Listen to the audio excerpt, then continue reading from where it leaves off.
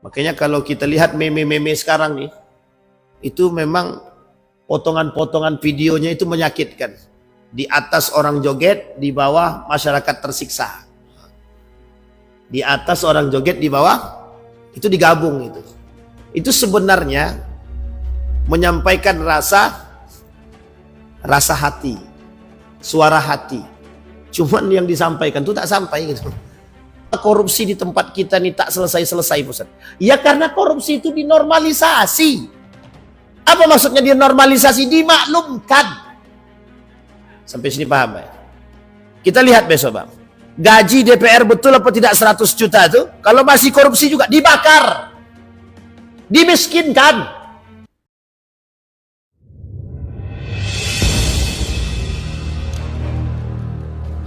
A'udzu billahi minasyaitonir rajim. Bismillahirrahmanirrahim. Assalamualaikum warahmatullahi wabarakatuh.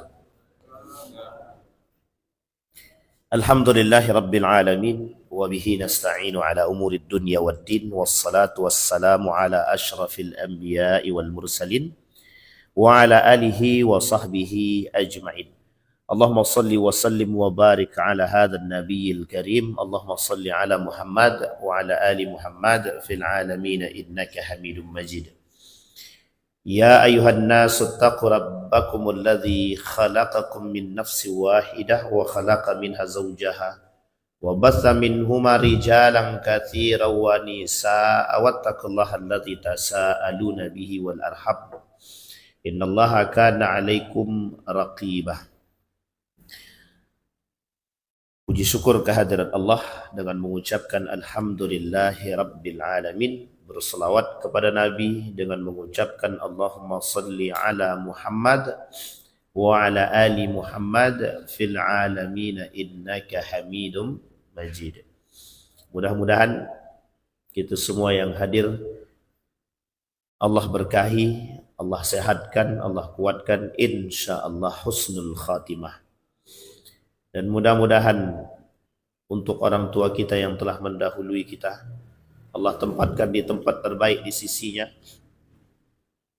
Allah terima amal ibadahnya. Kemudian Allah kumpulkan kelak kita semua bersama orang-orang yang saleh dan salihah insyaallah. Dan kita semua termasuk orang-orang pilihan yang memang Allah cintai. Amin ya rabbal alamin. Baik Bapak Ibu sekalian yang berbahagia, alhamdulillah di subuh hari ini senantiasa kita berada dalam lindungan Allah. Yang di subuh hari ini yang akan coba kita kaji dari satu hadis daripada baginda Nabi Muhammad sallallahu alaihi wasallam yang kelak nanti akan kita coba tambah dengan hadis yang lain. Hadis diriwayatkan oleh Al-Hakim, rawahul Hakim. Kata baginda Nabi Muhammad sallallahu alaihi wasallam dalam hadis dia, An Abi Hurairah radhiyallahu anhu qala sami'tu Rasulullah sallallahu alaihi wasallam yaqul. Dari Abu Hurairah radhiyallahu anhu, baginda Nabi Muhammad sallallahu alaihi wasallam berkata, sayusibu ummati da'al umam. Umat-umatku ini akan terjangkit penyakit. Penyakit yang akan terjangkit terhadap umatku, kata Nabi, setidaknya sayusibu ummati da'al umam. Wa qala ya Rasulullah wa ma da'ul umam. Kata sahabat, apa itu penyakit yang akan menimpa kami? Kata para sahabat, yang akan menimpa itu penyakit apa? Kata Nabi, al-ashar wal batal. Al-ashar wal batal. Apa al-ashar wal batal? Al-kufru an ni'matillahi wat tasarruf kaifa isti'malu ni'matillah. Ni'matullah. Kata para ulama merujuk kepada hadis Nabi, al-ashar wal batal, kufur akan nikmat Allah. Yang kedua, berlebih-lebihan dalam nikmatnya Allah tadi. Contohnya, dapat nikmat, dapat rezeki, dapat kesehatan. Misal Bapak Ibu dapat nikmat kesehatan, langsung Bapak Ibu gunakan untuk hal-hal yang bermaksiat kepada Allah. Misal Bapak Ibu demam. Karena demam, tak bisa main batu domino. Selesai sehat, oh semuanya main. Dipaksa badan nih. Pagi main bola, siang main futsal, malam sore main badminton. Malam dia main lagi. Besok pagi tumbang. Hati-hati Pak. Ini kemarin itu di tempat kami main voli. Udah lama tidak main, tiba-tiba main voli. Main voli pertama kali main langsung 3 set. Di akhir main pingsan. Besok pagi meninggal. Ini sesuatu yang berlebihan itu tidak baik. Sesuatu yang berlebihan tak baik. Jadi kita perlu tahu kondisi. Yang kedua contohnya, habis gajian, langsung Pak, pesta pora. Oh, aku gajian 10 juta per bulan. Langsung dibawanya, pesta pora. Yuk kita makan di Sungai Kampar. Nggak mungkin makan di Sungai Kampar. Di Sinar Kampar maksudnya. Makan. Boros Pak, habis. Dalam makan yang banyak tadi, mesti ada sesuatu yang tidak Allah sukai. Apa yang tidak Allah sukai? Al-israf. Apa itu israf? At-tabdzir. Berlebihan Allah tak suka, tabdzirnya Allah tak suka. Ini buat kita semua Bapak Ibu. Ini buat kita semua. Yang suka yang sering melakukan yang disebut dengan kenduri, syukuran, Allah tak larang. Bapak Ibu mau syukuran, Allah tidak larang.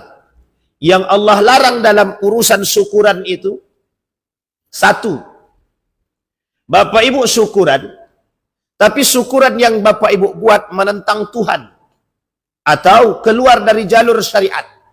Alhamdulillah, hasil menang judi, kita syukuran. Hasil menang judi, tapi syukurannya dengan doa.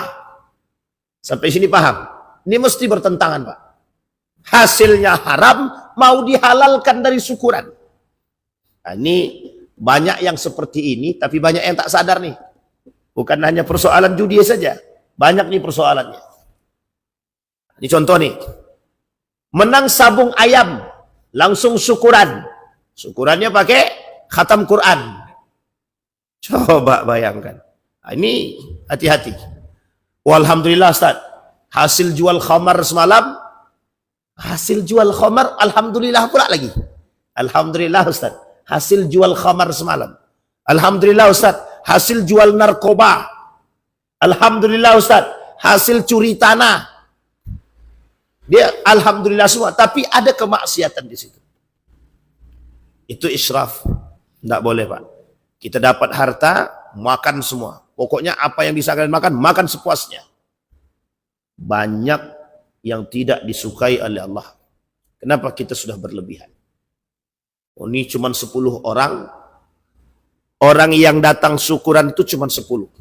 Makanan yang dipesan 20. Jadi satu orang, 2. Ternyata sanggupnya cuma setengah. 1/2-nya mau kita kemanakan? Itu pada poin yang pertama kita sudah kena israf. Yang kedua tabdzir. Jelas kita masuk dalam faktor tabdzir. Dalam setiap acara kenduri syukuran apapun pasti ditemukan tabdzir. Sekarang saya tanya, siapa yang mau makan sisa orang? Ada yang mau makan? Kalau sisa Nabi, rebutan orang mau makan. Tapi sisa kita siapa yang makan? Ibu, kalau anak makan, Bapak Ibu ya, anak makan, bersisa nasi sedikit. Ada yang alergi makan sisa anak tuh? Orang tua. Kalau orang tua alergi makan sisa anak, berarti orang tuanya sedang menyediakan lapangan, bukan menyediakan, mengantarkan anaknya ke neraka itu. Sedang orang tuanya sedang mengantarkan anaknya menempuh indikasi-indikasi untuk melakukan perbuatan yang tidak disukai oleh Allah. Anak tapi kalau sisa orang bagaimana? Sekarang saya tanya Bapak Ibu, di mana Bapak Ibu pernah ikut syukuran yang menemukan bersih semua, tidak ada tabzirnya? Ada nggak? Hampir tidak ada. Itu kan banyak orang Pak Ustadz. Nggak usah kalau gitu banyak orang. Coba lihat makan yang berlima atau 10 di warung makan. Berapa banyak manusia yang memperhatikan urusan tabzir ini dalam makanan? Baik Muslim. Nggak usah kita bicara yang lain. Tapi Muslim kita bicara. Berapa banyak? Kalau mereka sadar akan yang kecil ini, mereka tak akan berbuat. Tidak akan, Pak. Mereka tidak akan berbuat tabzir. Al-Ashar. Orang yang seperti ini masuk dalam kategori al-israfu min ni'matillah. Berlebihan dalam nikmatnya Allah. Tapi ada orang yang lebih parah di atas itu. Namanya al-ashar. An-ni'matillah. Apa itu al-ashar? Al-ashar itu al-kufru min ni'matillah. Dia kufur terhadap nikmatnya. Sekarang pertanyaannya, apa contohnya kufur terhadap nikmat Allah tadi? Yang paling sederhana, kufur terhadap nikmat Allah itu satu, tidak mau bayar zakat. Sampai sini paham Bapak Ibu ya? Orang yang enggan membayar zakat, kufur nikmat Allah. Yang kedua, orang yang tidak pernah bersedekah atau berat bersedekah, kufur nikmat Allah. Yang ketiga, adamul qana'ah an ni'matillah, tak pernah puas dengan nikmatnya Allah yang Allah berikan. Ini mesti paling banyak nih yang nomor 3 ini juga nih. Nanti kita kasih contoh satu-satu. Adamu tidak mau qana'ah, merasa cukup dengan nikmat yang Allah berikan. Tidak mau dia, Pak. Yang ketiga, yang keempat, paling berbahaya. Yang kata para ulama lebih condong pada kalimat kufur itu disandarkan pada yang keempat. Mencaci, maki, dan mencela-cela nikmatnya Allah. Na'udzubillah, summa na'udzubillah. Apa contohnya? Nanti kita lihat contoh yang pertama. Contoh yang pertama, orang yang wajib zakat tapi dia tak mau bayar zakat. Baik zakat mal ataupun zakat fitrah. Ini sudah jelas, Pak. Kalau dia tak mau membayar karena apa? Tidak ada hukum zakat, tidak wajib bayar zakat. Dia telah terjerumus dalam kekufuran yang nyata. Dia mengingkari zakat, dan dia menolak perintah Tuhan, dia menolak perintah Allah, adamut ta'ah wal ihmal billah. Satu, dia tak taat pada Allah. Yang kedua, dia ingkari hukum wajib zakat. Yang ketiga, dia bermaksiat kepada Allah. Yang keempat, dia sangat-sangat tidak patuh kepada Allah.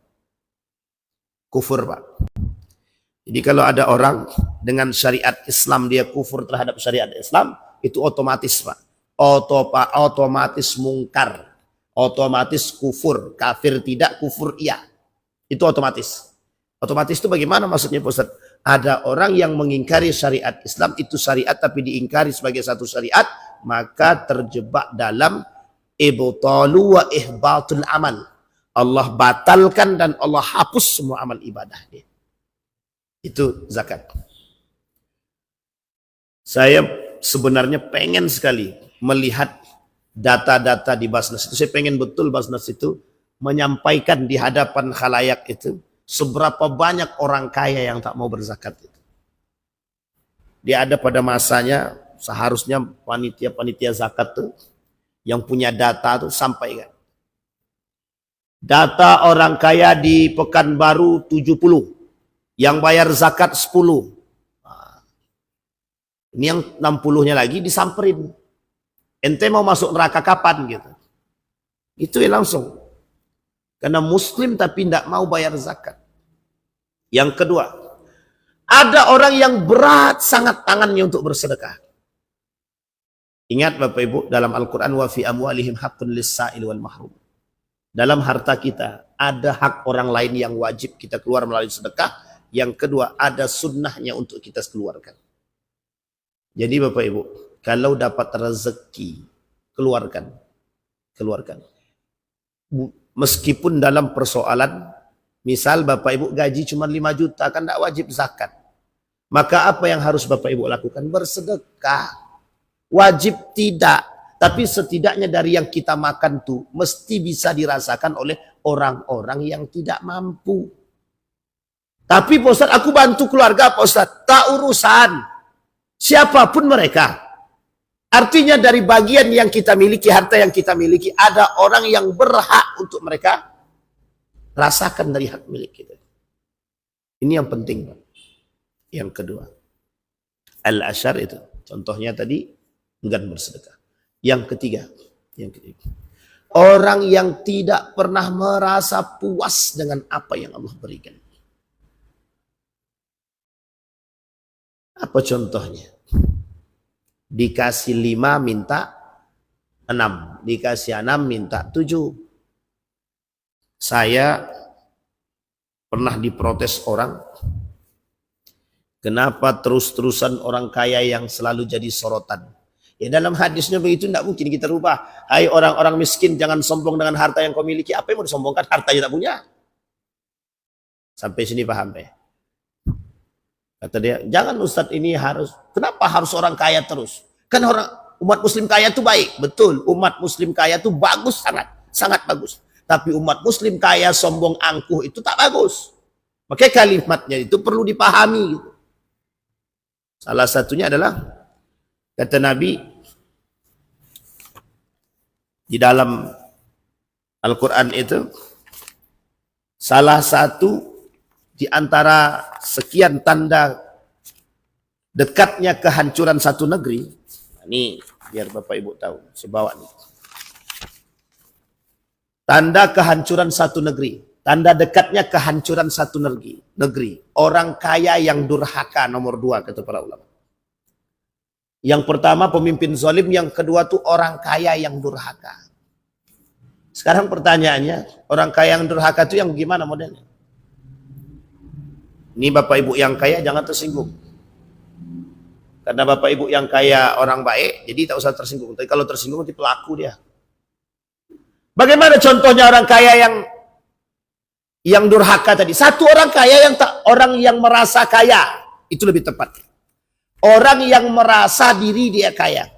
Sekarang saya tanya Bapak Ibu. Khairul Tanjung itu kaya beneran atau pura-pura kaya? Atau bagaimana? Diam semua.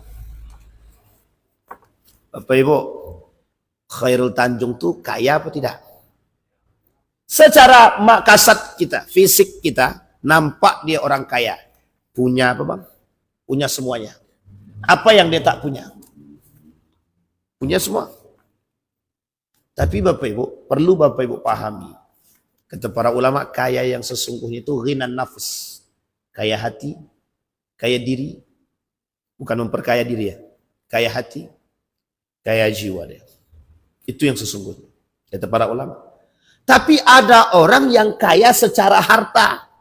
Utsman ibn Affan, Abdurrahman ibn Auf. Khairul Tanjung itu punya lembaga sosial sifatnya sekolah. Banyak. Warung stik. Bapak Ibu tahu warung stik ya? Bisa cerita warung stik. Warung stik itu Pak, zaman waktu kami masih di Yogyakarta. Punya anak, apa kata yang punya warung stik itu? Tidak dibaginya anaknya sama sekali outlet itu. Pandai kau cari sendiri. Itu warung stik itu digunakan untuk menopang biaya hidup rumah tahfiz yang mereka miliki. Dan sudah dilepaskan. Jadi pemilik warung stik ini, semua pendapatan itu diberikan untuk tahfiz Al-Quran. Yayasan, warung stik. Coba bayangkan. Itu yang kaya sesungguhnya itu. Ar-Rajhi. Ada namanya Bank Ar-Rajhi. Bapak-bapak ibu yang berangkat umroh, itu kalau kita datang ke Saudi, ada namanya Bank Ar-Rajhi. Bank Ar-Rajhi itu yang punya Sulaiman Ar-Rajhi. Semua pendapatan dia diwakafkan dia untuk yayasan Ar-Rajhi. Yang punya ngontrak sampai wafat. Yang punya ngontrak sampai wafat. Bisa dipahami, Pak? Itu yang punya ngontrak sampai wafat. Yang punya Masjid Ar-Rajhi, Sekolah Ar-Rajhi, Yayasan Ar-Rajhi, Bank Ar-Rajhi. Coba bayangkan. Itu yang kaya yang sesungguhnya itu. Abdurrahman ibn Auf itu, dah Bapak Ibu paham dah ceritanya. Tak perlu kita bahas itu. Kata para ulama, orang yang kaya itu yang semakin banyak mengeluarkan hartanya untuk jalannya Allah. Makanya Bapak Ibu ini yang duduk ini orang kaya semua nih. Yang setiap hari menyisihkan harta dia yang Bapak Ibu tak pernah hitung. Coba sesekali hitung. Hari ini 5.000. Besok 5.000. Besoknya lagi 5.000.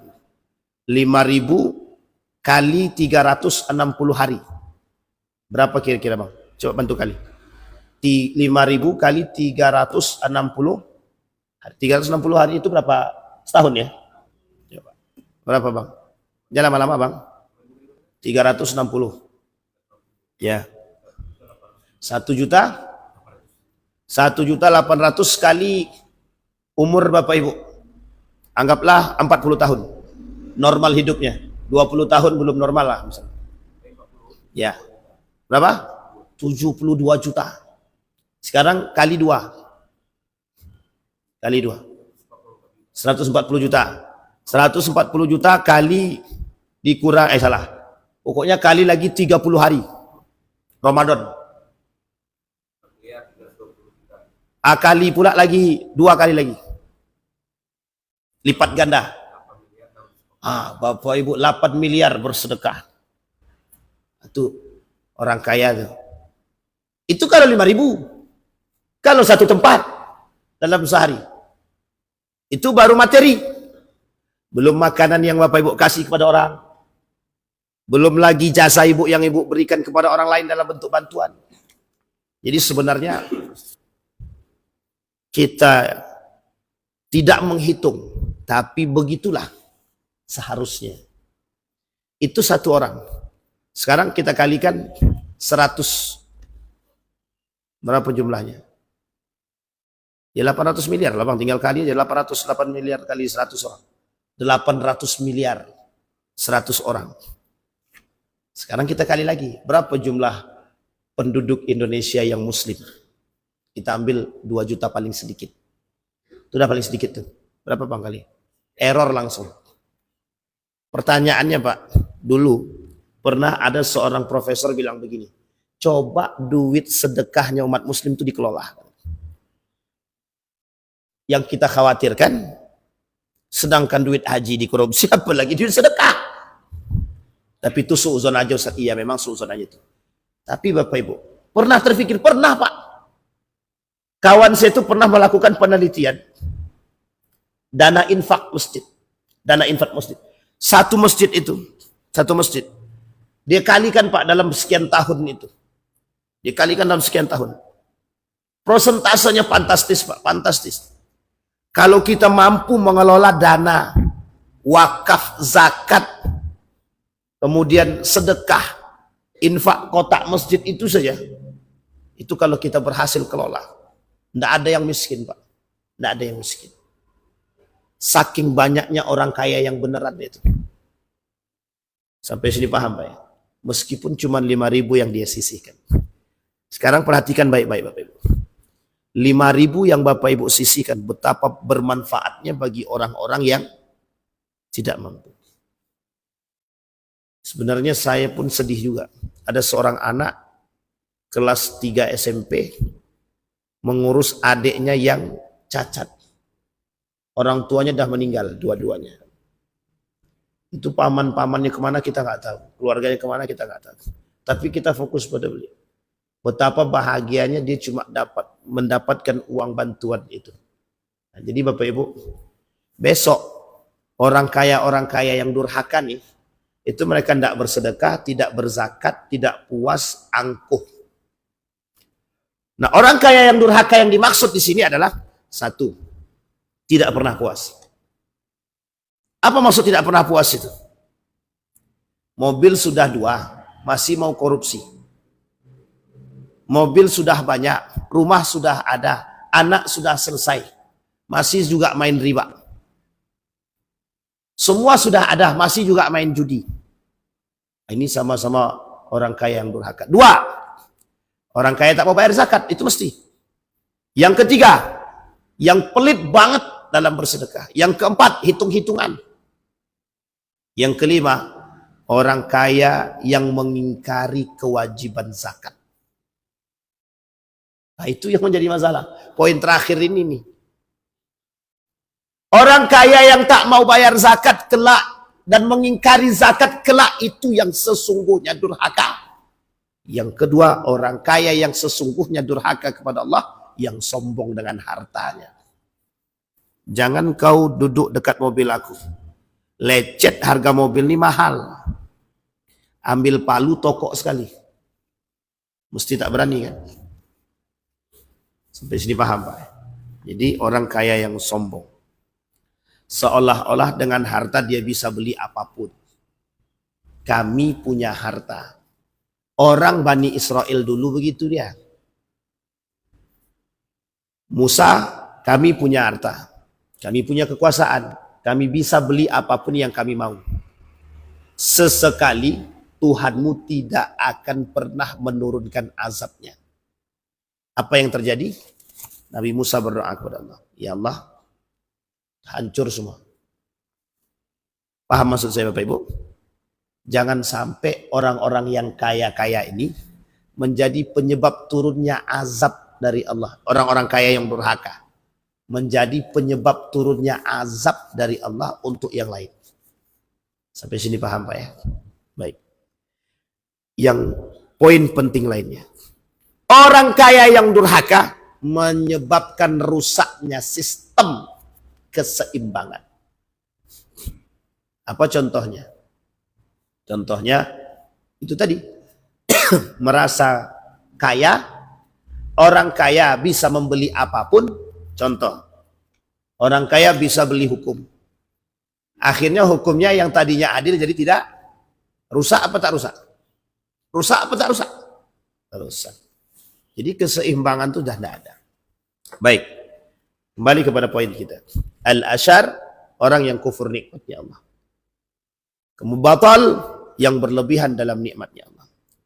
Dibuat pesta semeriah mungkin. Kelompok jahiliyah sebelum datangnya Islam, kalau mereka setelah selesai melaksanakan atau selesai mereka panen, mereka dapat keuntungan yang banyak. Apa yang mereka buat? Pesta pora, minuman khamar, judi. Nah, kalau ada manusia sekarang seperti itu, dia lebih jahiliyah daripada jahiliyah dahulu. Bisa dipahami Pak? Orang sekarang itu lebih jahiliyah daripada jahiliyah yang dulu. Siapa mereka yang melakukan perbuatan demikian? Orang jahiliyah dulu, Islam belum datang. Setelah Islam datang tak ada yang berpesta pora. Tapi di akhir masa kepemimpinan dinasti Abbasiyah dan Andalusia, mereka lupa dengan Allah. Mereka berpesta pora, bercampur aduk laki-laki dan perempuan. Allah laknat perbuatan-perbuatan tersebut. Allah laknat. Allah membenci perbuatan-perbuatan tersebut yang tidak Allah sukai. Jadi Bapak Ibu, jangan salah ketika Allah menurunkan bencana kepada kita, yang harus kita jadikan sandaran utama. Kita lihat Pak, mengapa Allah turunkan bencana? Banjir tak berhenti, karhutlanya terjadi. Jangan pahami dulu karena ulahnya manusia. Betul, zaharal fasad fil barri wal bahri bima kasabat aydin nas liyudhiqahum ba'dalladzi amilu la'allahum yarji'un. Kata Allah, kerusakan itu betul disebabkan ulah tangan manusia sendiri. Seperti karhutlah Ustaz, itu kan disebabkan ulah tangan manusia sendiri karena mereka yang membakar. Bukan itu saja. Yang dimaksud dengan penyebab adalah yang disebabkan oleh tangan manusia sendiri. Karena kedurhakaan manusia kepada Allah, Allah turunkan, Pak. Allah tidak kasih hujan, kemarau sepanjang hidup enggak kita tuh. Tidak ada hujan, kita protes. Hujan turun, kita pun protes. Karhutlah, banjir. Coba lihat ketika kasus banjir yang paling sederhana. Saya kadang-kadang suka heran, Pak. Ketika banjir yang melanda di Pelalawan, sampai satu atap tuh hilang. Sampai ke atas, Pak, di desa apa namanya itu?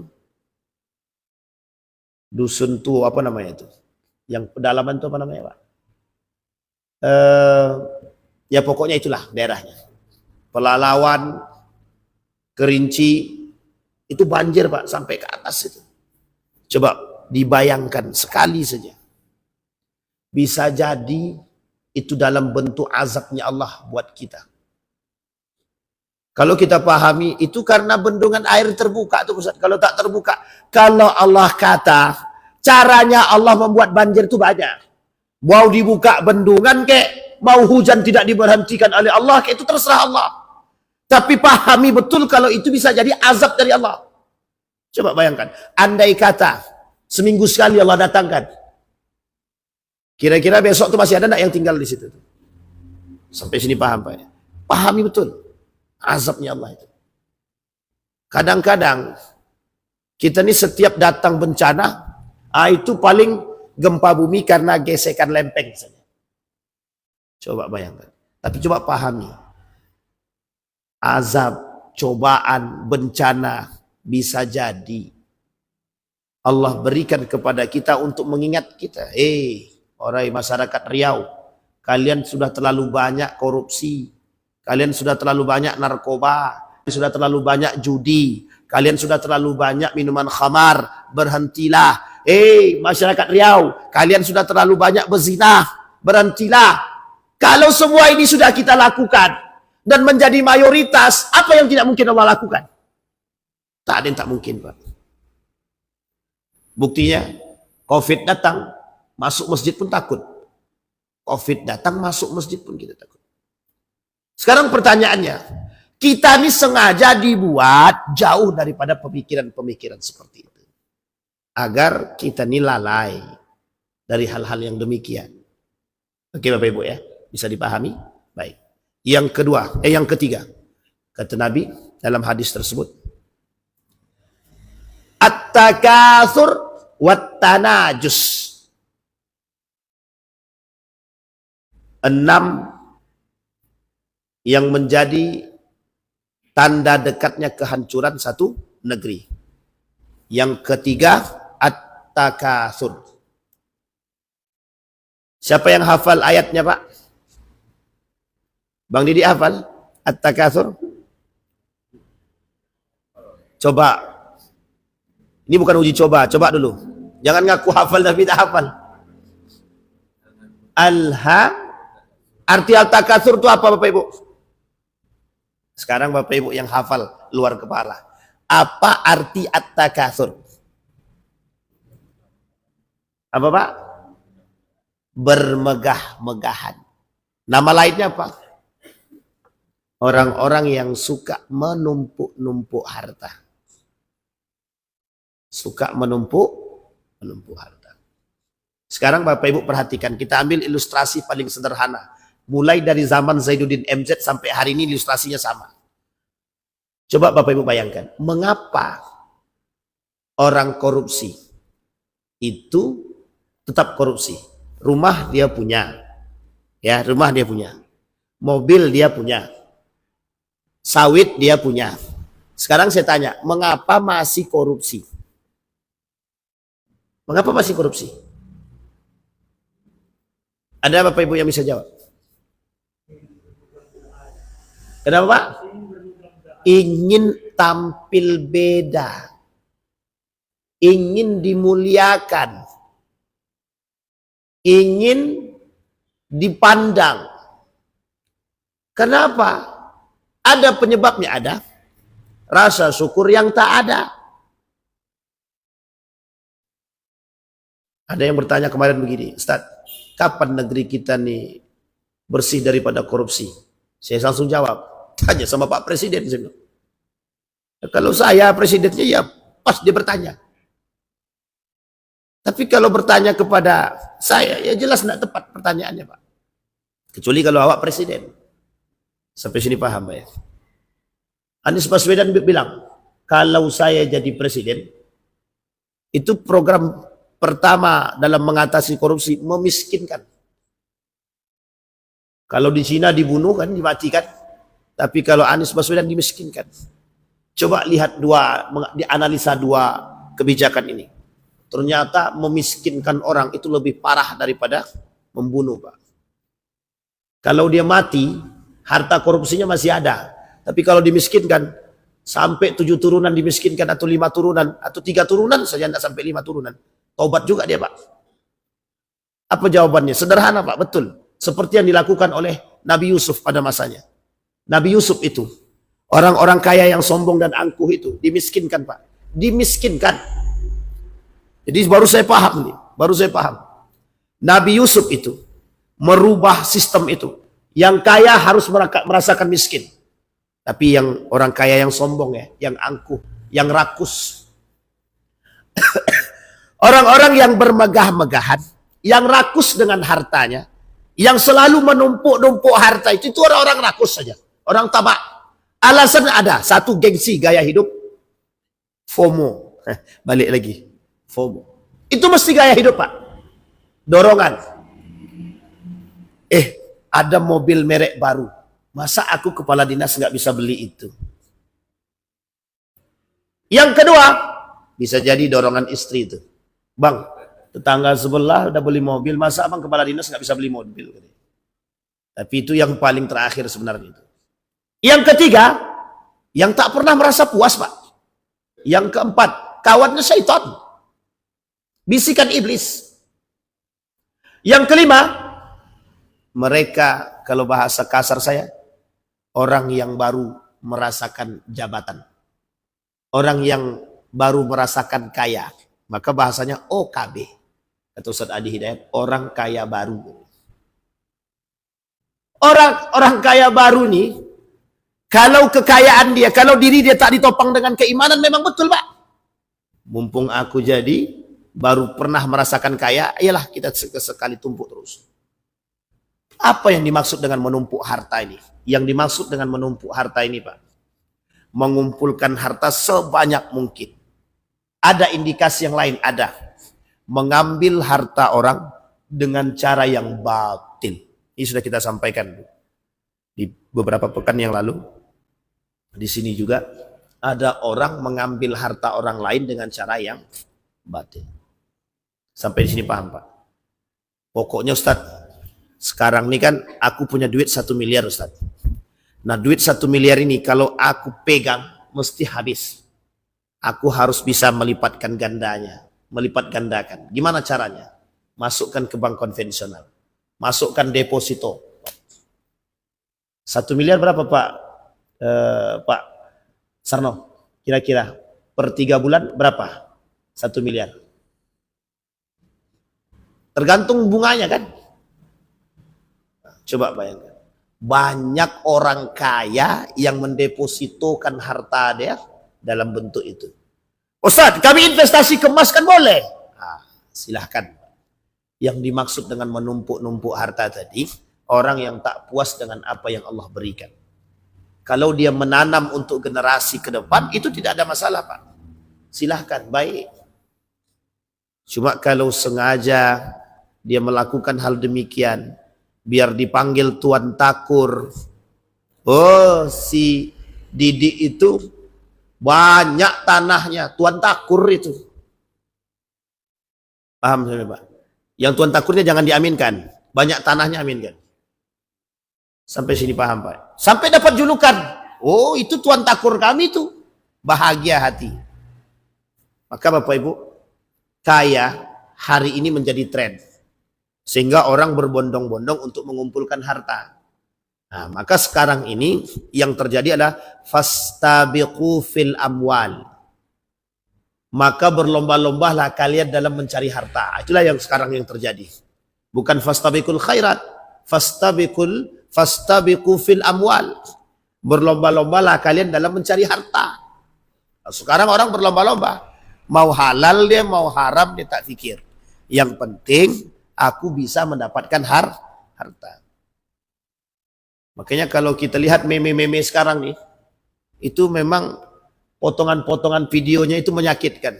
Di atas orang joget, di bawah masyarakat tersiksa. Di atas orang joget, di bawah itu digabung itu. Itu sebenarnya menyampaikan rasa hati, suara hati. Cuman yang disampaikan itu tak sampai gitu. Yang disampaikan tidak sampai. Yang keempat, at-tanajus fid dunya. Menikmati dan berlebih-lebihan dalam menghadapi kehidupan di dunia. Prosentasenya sudah kita bisa pahami. Lebih banyak waktu yang kita berikan untuk dunia daripada untuk akhirat.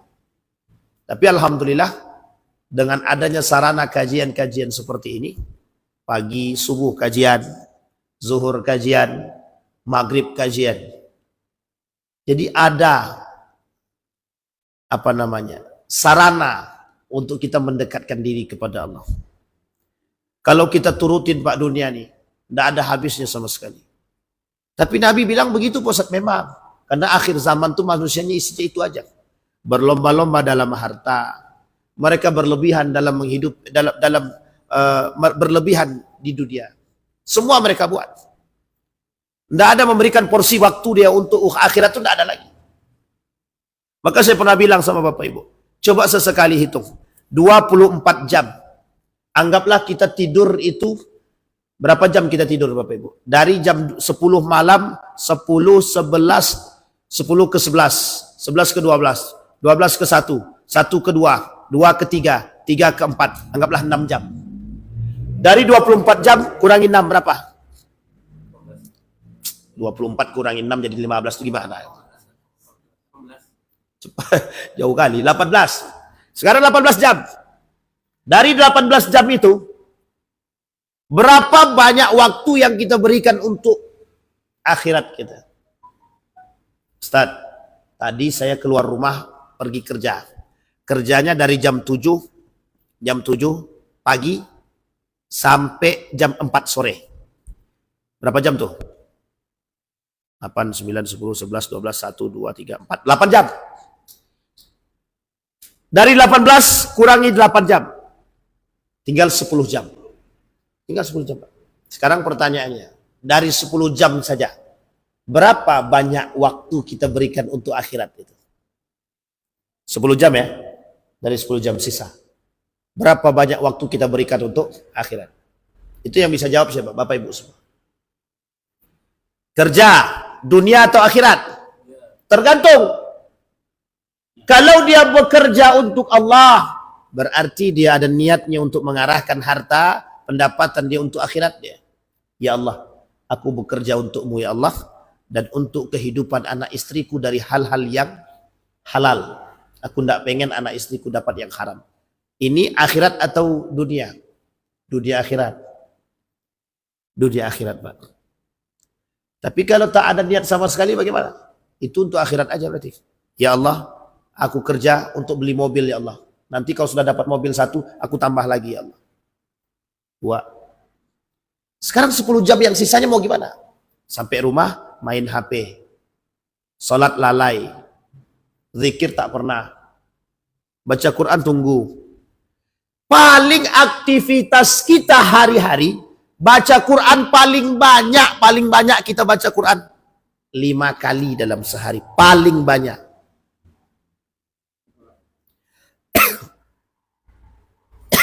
Itu pun berapa jam? Ibu-ibu kalau ngaji berapa jam? Sekali duduk? Ada sampai 1 jam? Enggak. Tapi main gaplek, domino, main judi online, main game online, sekali duduk. Enggak cukup 1 jam. Apalagi, sekarang penyakit nih. Penyakit betul. Kalau sudah duduk pegang HP, Instagram, Capek Instagram ganti TikTok, capek TikTok ganti YouTube, capek YouTube ganti Facebook. Capek semuanya, capek Facebook balik ke Instagram balik. Coba bayangkan, habis waktu kita di situ. Sedang masak, guys. Kau lihat guys, aku sedang masak guys. Coba. Sekarang Bapak Ibu tidak usah khawatir. Aktivitas hari-hari itu, apa yang tidak ada sekarang nih di TikTok, Instagram, YouTube, Facebook, apa yang tak ada? Tak ada Pak, semua ada. Sampai mohon maaf urusan pribadi rumah tangga saja ada dalam Facebook itu sekarang. Coba bayangkan. Manusia sudah dihabiskan waktu untuk itu. Jadi porsi akhiratnya itu sudah enggak. Tapi Pak Ustadz kan kami buka ini bismillah karena Allah. Ini menjadi masalah kita sekarang. Bismillah aku buka Instagram karena Allah. Memang awalnya yang ditengok motivasi Pak Ustadz. Iya memang motivasi yang pertama. Kedua, ketiga, keempat itu motivasi apa? Bisa dipahami Bapak Ibu ya. Laki-laki, perempuan, kalau sudah terjebak dalam rasa keinginan dan yang disukai, tidak akan berhenti Pak. Tidak cukup sebentar. Kita ambil contoh. Ibu-ibu cuma tengok masak. Yang tengok mungkin di Instagram ini cara memasak. Tapi karena memang itu yang disuka, dia akan cari cara memasak yang lain. Jadi tidak terasa 1 jam nggak jadi masak, cuma nengok doang. Kapan masaknya kalau cuma nengok saja? Sampai sini paham Pak? Ini menjadi masalah. Jadi kita ini terlalu banyak mengeluarkan porsi kita untuk dunia. Imbangkan Pak, imbangkan. Wa bataghi fi ma atakallahu ad-daral akhirah wa la tansa nasibaka minad dunya. Itu yang paling penting. At-tawazun bainad dunya wal akhirah wad dunya lil akhirah wa laysa al akhirah lid dunya. Itu yang paling penting. Menyeimbangkan dunia dan akhirat. Dunia untuk akhirat, akhirat bukan untuk dunia.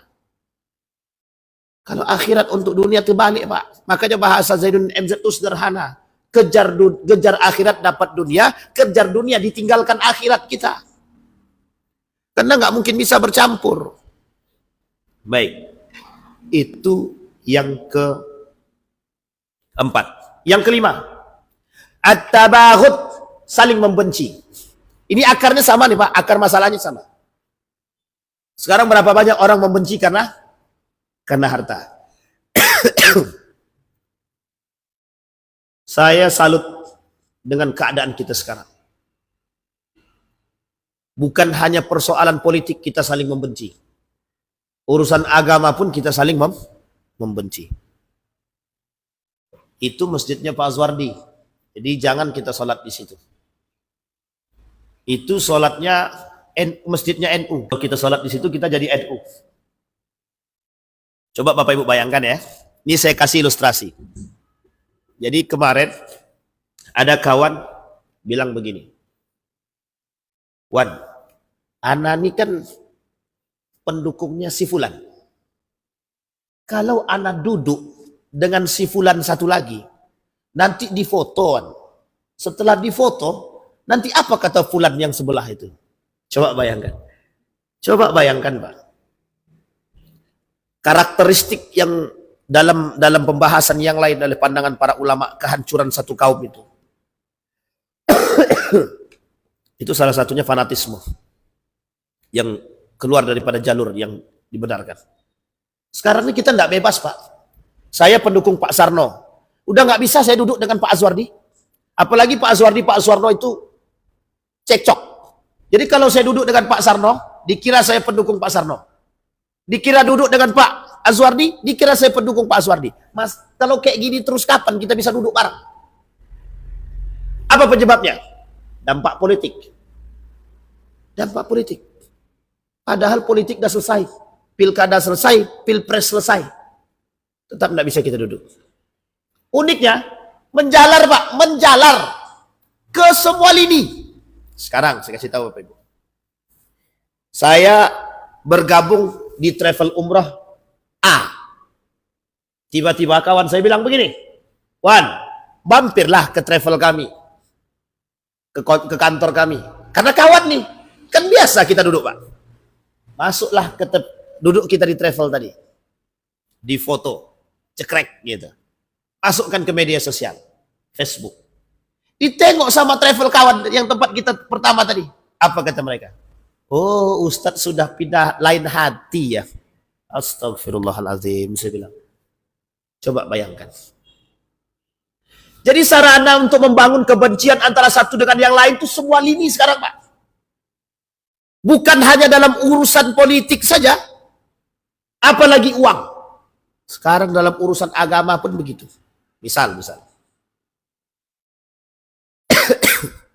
Kubu A, kubu B. Ada ustadznya masing-masing. Kalau kita duduk ke sini, dianggap kita dukung ini. Kalau kita duduk ke sini, dianggap pro ini. Sekarang ini kita nggak bisa lagi duduk sama siapa-siapa, susah. Udahlah kita duduk sama apa yang ada dekat rumah kita saja, selesai. Pak, Bu, jangan kita seperti itu. Duduk-duduk saja. Duduk saja. Jangan gara-gara hal demikian kita merusak, Pak. Justru kita diangkat untuk saling membenci. Sekarang ini kita dibenturkan satu dengan yang lain agar kita bisa membenci yang lain. Jadi kebencian itu yang menjadi masalah. Mohon maaf, Pak, mohon maaf. Apa namanya ya?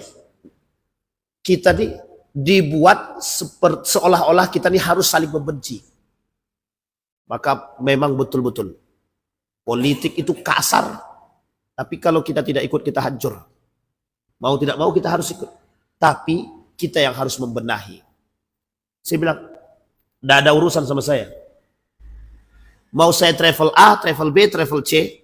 Kalau itu kawan saya mau duduk, apa masalah? Mau foto-foto aja. Tinggal foto aja. Apa susahnya? Tidak perlu jaga-jaga, Pak. Itu kawan saya, partainya A. Ini kawan saya, partainya B. Apa salah duduk? Tidak ada salah duduk. Jangan kita yang membuat kebencian tersebut. Saya Muhammadiyah. Bapak-bapak NU. Berarti sekarang kalau saya ngisi di masjidnya NU, wah, Ustadz Muhammadiyah ngisi di NU. Memang masalahnya apa? Tidak ada masalah, Pak. Yang membuat masalah itu mereka. Yang menginginkan kita berpecah belah. Karena gara-gara tabaghut kebencian. Yang poin lain, kebencian terhadap saudara dalam urusan harta. Ini yang paling berbahaya. Ada saudara kandung membenci saudara kandung karena harta warisan. Ada saudara kandung membenci ibu hanya karena harta warisan. Apa tak lagi dengan sesama muslim. Kita bisa saling membenci karena dianggap saling berebut harta masing-masing. Pak Azwardi jualan, sampingnya juga jualan. Gara-gara warung Pak Azwardi, warung kami mati. Benci dia sama Pak Azwardi. Bayangkan, kalau mereka paham rezeki itu datang dari Allah, tidak akan ada kebencian. Tidak akan ada, Pak. Di mana letak kebenciannya? Kalau kita yakin segala sesuatu datang dari Allah. Kalau kita paham kemenangan, kekalahan, itu datang dari Allah. Selesai, Pak. Apa yang mau kita bencikan? Tidak ada, Pak. At-tabaghut. Saling membenci. Ada poin yang terakhir yang ke-6. At-tahasud. Saling dengki, iri hati. Nah, ini yang penyakit ini. Penyakit kita sekarang, saling membenci, saling iri hati. Kata Nabi, kalau terjangkit 6 penyakit itu, kata Nabi, kalian akan melihat 6 penyakit ini akan melekat pada ummati. Yusibu ummati da'al umam, kata Nabi. Akan terjangkit penyakit-penyakit ini kepada umatku nanti, kata Nabi. Apa itu? Yang 6 perkara tadi. 1, yang pertama, al-ashar wal batal. At-takatsur wat tanajus.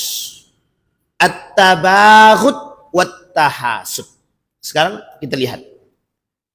Iri hati. Penyebab tetangga itu mencibir tetangga lagi, iri hati. Pak, tetangga kita sudah beli sepeda, kapan kita beli motor? Tetangga kita beli motor, kapan kita beli mobil? Tetangga kita beli mobil, kapan kita beli pesawat? Tetangga kita udah beli pesawat, kapan kita beli? Apa yang mau dibeli lagi? Sampai di sini paham, Pak? Tidak akan ada puas-puasnya, tidak akan ada. Maka kata para ulama, mengkontrol diri. Mengkontrol diri. Yang akan bisa selamat dari 6 perkara ini, orang yang beriman dan bertakwa satu. Yang kedua, orang yang berkumpul bersama orang-orang yang saleh.